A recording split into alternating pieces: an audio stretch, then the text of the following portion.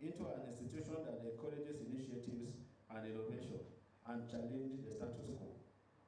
In furtherance of this desire, we have outlined a 7-point agenda to guide our actions as we work to secure FMBN's future and enhance its developmental impact. Permit me, as a precursor to the commencement of this retreat, to run through and refresh our memories on this agenda and current status. 1. Deepening process automation. In an era where technology is a key driver of efficiency and competitiveness, we must prioritize the automation of our processes. 2. Promoting cost efficiency. Cost efficiency is critical to sustaining our operations and maximizing the impact of our resources. As we gather here today, our focus must be twofold.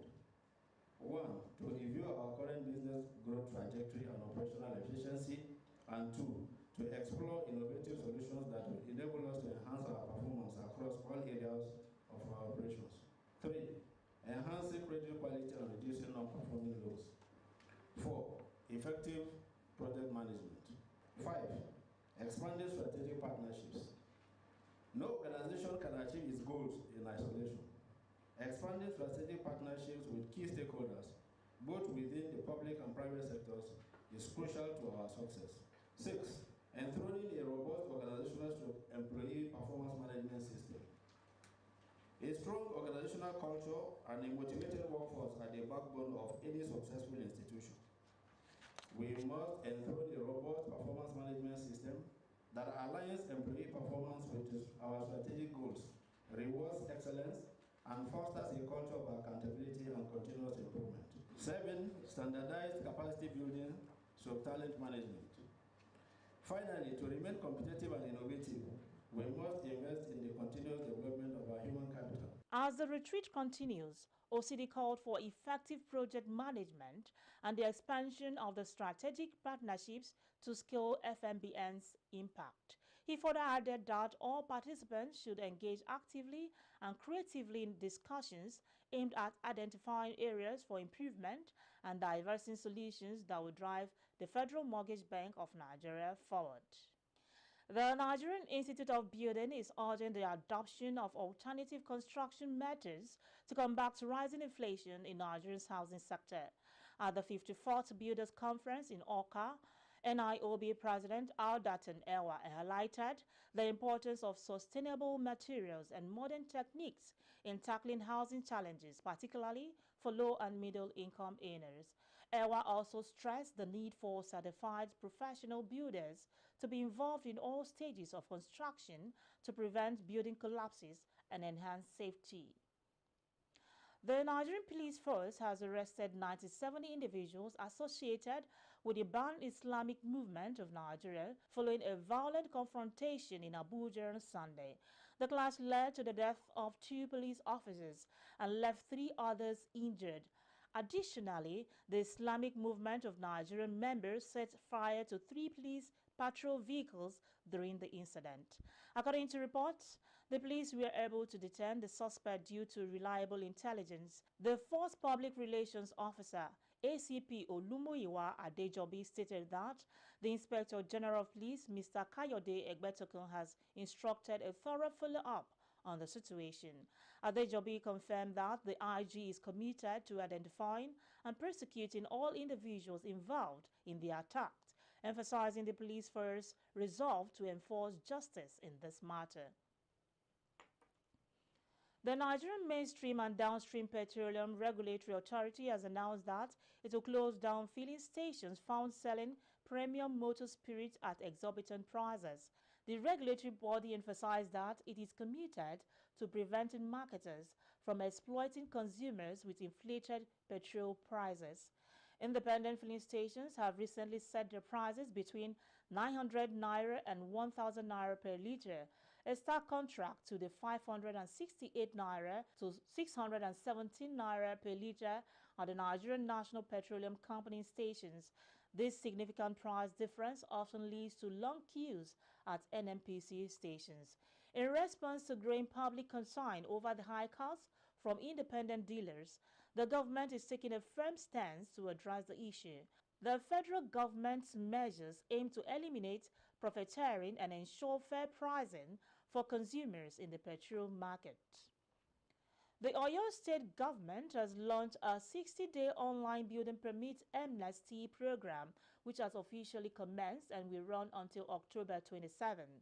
The initiative aims to regularize buildings constructed without proper approval and address violations of building regulations, while also processing new approvals within this period. The Commissioner for Lands, Housing and Urban Development, Mr. Williams Akin Fumilayo, announced the program in Ibadan. He highlighted that the initiative aligns with Governor Seyi Makinde's vision for sustainable development, aiming to enhance urban planning, security, and the safety of residents in the state. Governor of Adamawa State, Hamadu Umaru Fintiri, recently traveled to Madagali local government area in Adamawa State to express his sympathy to the residents affected by a devastating flood that swept through 11 communities. The disaster left approximately 14,000 people impacted, with 6 confirmed fatalities. The flood severely disrupted daily life, damaging the Shuwa Bridge and destroying homes, shops, and essential infrastructure, including boreholes. During his visit, Governor Fintiri expressed deep concern over the tragic situation and assured the affected communities that the government will provide ongoing support and relief to help them recover. Let's take a break. More stories coming your way. TV Africa on YouTube and click on the subscribe button. Subscribe to Housing TV Africa to stay updated on latest happenings in Nigeria's housing sector. Follow our social media pages, like and share our posts. On Facebook, Housing TV Africa. On Twitter, Housing TV Africa. Instagram, Housing TV Africa. Join the conversation and keep up with latest housing updates.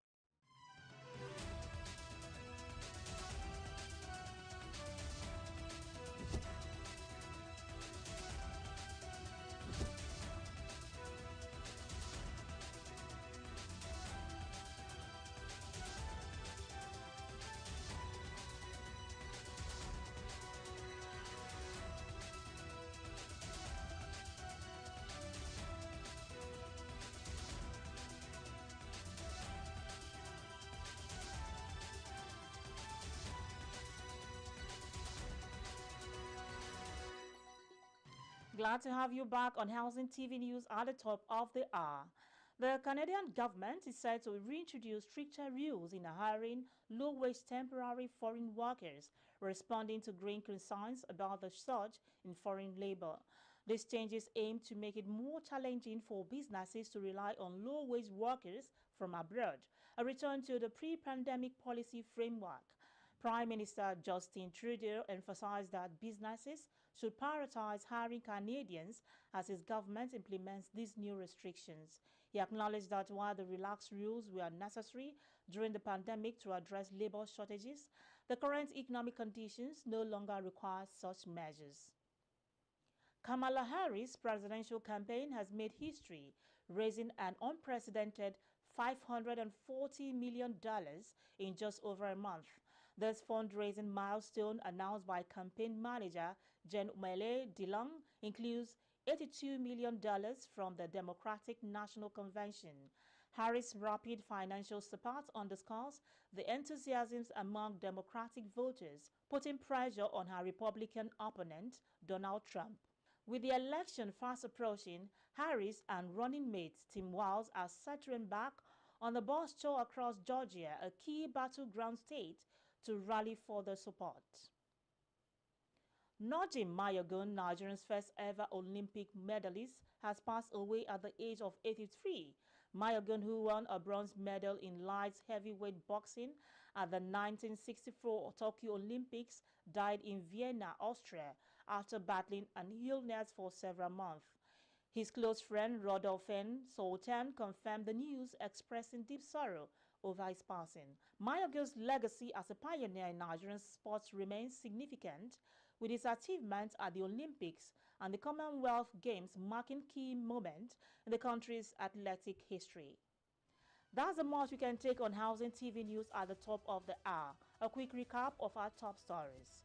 Ministers Dangiwa Gwaso lauded for efforts in reducing deficit in Kano. OCD highlights 7-point agenda to transform FMBM's efficiency and service delivery. The Nigerian Institute of Building advocates alternative building methods amidst rising inflation. Nigerian regulators to shut down filling stations charging exorbitant rates. On the foreign scene, Canada to restrict low-wage foreign workers on spots. Nigerian's first Olympic medalist Nojim Mayogo dies at 83. To get more news in the housing sector, subscribe to Housing TV Africa on YouTube. Follow Housing TV Africa on all social media platforms. Don't forget to download the Housing TV mobile app on Google Play Store and Apple Store to stay connected. I am Flora Ani. Thanks for watching.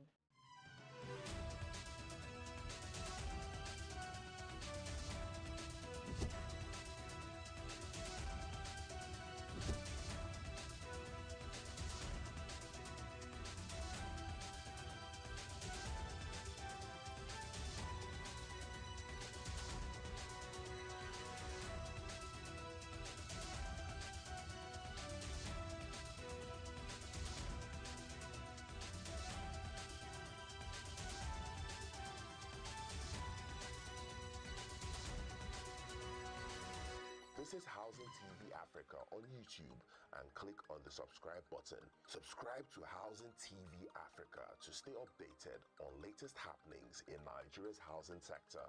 Follow our social media pages, like and share our posts. On Facebook, Housing TV Africa. On Twitter, Housing TV Africa. Instagram, Housing TV Africa.